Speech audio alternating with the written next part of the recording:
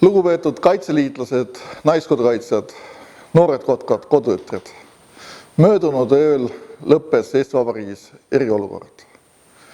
See tähendab, et paljud meist saavad pöörduda oma igapäevaste tegevuste juurde, sealhulgas Kaitseliit, kes on panustanud viimastel kuudel tohutu jõuga riigi süsteemi tagamisse.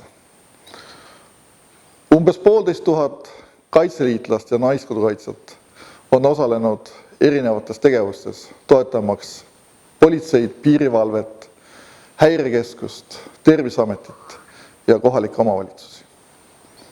Mitte kõik nad ei lõpeta oma teenistust täna, kuid see osa, kes jääb jätkuvalt toetama Terviseametit ja häirekeskust, on kaduvväike osa Kaitseliidu koosseisust. Ülejäänutega saame me jätkata igapäevast tegevust. Ma tänan teid kõiki, kes te olete panustanud ühel või teisel moel riigi igapäevaelu tagamisse sel perioodil. Ma tänan ka neid, kes olid kodus ja järgisid valitsuse poolt kehtestatud reegleid.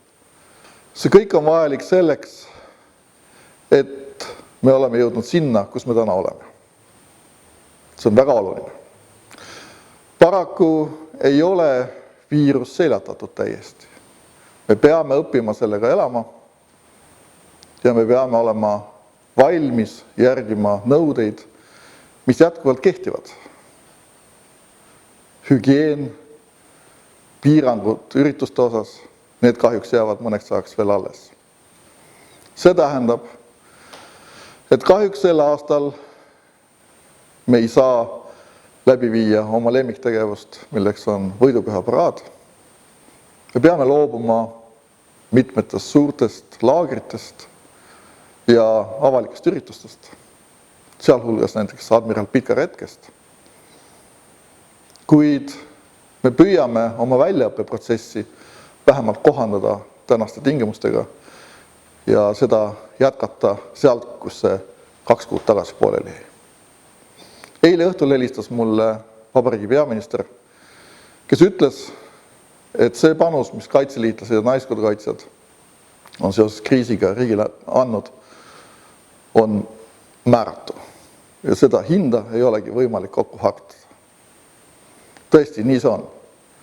Me oleme ennast näidanud, me oleme ennast tõestanud ja me oleme näidanud, et Kaitseliit koos oma struktuuriüksustega ei ole mitte ainult riigi sõjaliseks kaitseks vajalik, vaid mis tahes riigi hädakorral valmis appi tulema.